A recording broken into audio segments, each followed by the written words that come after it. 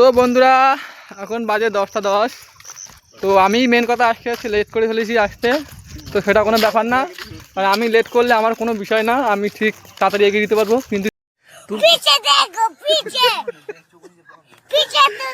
যে নায়িকা আছে সে খুব স্লো, তার একটা শট দিতে লাগে 4টে। हे भगवान तेरी लीला अपरंपार है।